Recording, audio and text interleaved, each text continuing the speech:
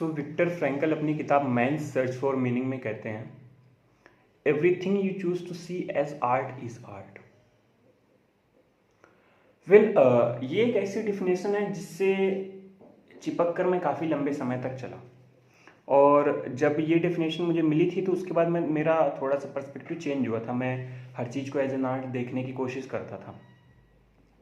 कुछ समय बाद मुझे खुद से समझ में आया कि not just everything you choose to see as art is art, but everything is art.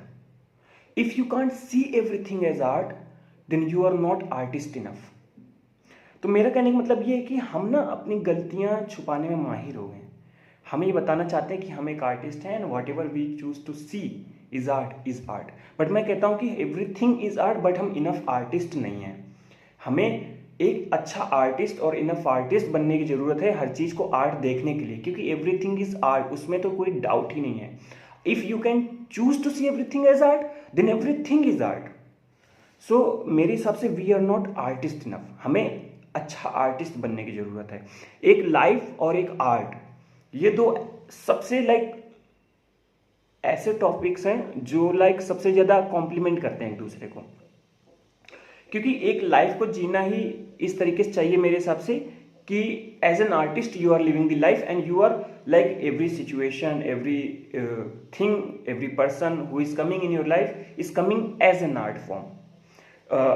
बात है कि हम चीज़ों को बार बार देख के इतना ज़्यादा देख लेते हैं, हमें लगता है कि हमारा एक ऐसा हो गया, या फिर हमने इस चीज़ को पहले भी देखा हुआ है, तो हम उसको एज एन आर्ट देख नहीं पाते, बट कि हमारा जो पर्सपेक्टिव है वो मैकेनिकल हो गया है। जैसे हम रोड देखते हैं या फिर कोई नया पर्सन हमारी लाइफ में आया उसे देखते हैं, तो ये तो हमने दूसरे शहर में भी देखा था, और कोई पर्सन नया आया था, पहले भी एक कोई नया पर्सन आया था हमारी लाइफ में, या फिर 5 दिन पहले भी हम किसी से मिले हैं।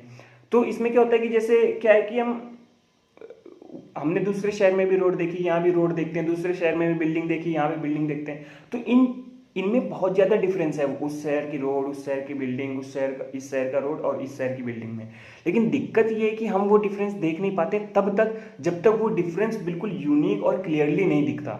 हम बिलबोर्ड्स के साइन और इन सब चीज़ों को तब तक नहीं नोटिस कर पाते हैं जब तक वो बहुत ही यूनिकली प्रेजेंटेड नहीं होता है। इसमें मेरा मानना ये है कि हमारे अंदर की कमी है कि हम हर चीज़ को आर्ट की तरह नहीं देख पा रहे हैं। इसकी वजह से क्या होता है कि हमारी लाइफ में ब्यूटी कम होती है। जो देखने की ब्यूटी है, जो beauty lies in the eyes of observer, तो जो अगर आप ऑब्जर्व ही नहीं करोगे हर एक चीज़ को, तो ब्यूटी कम हो जाएगी। तो मेरे हिसाब से अगर ब्यूटी बढ़ानी है लाइफ में, तो you need to see everything as an art, and you are an artist. और एक चीज़ ये भी समझने आएगी कि एक पॉइंट आता है, एक पॉइंट आता है जहां पर art and artist are same. You are an art, if everything is art, then you are also an art, and you are an artist as well. This mind and body is artist as well. This mind body soul is art and artist as well.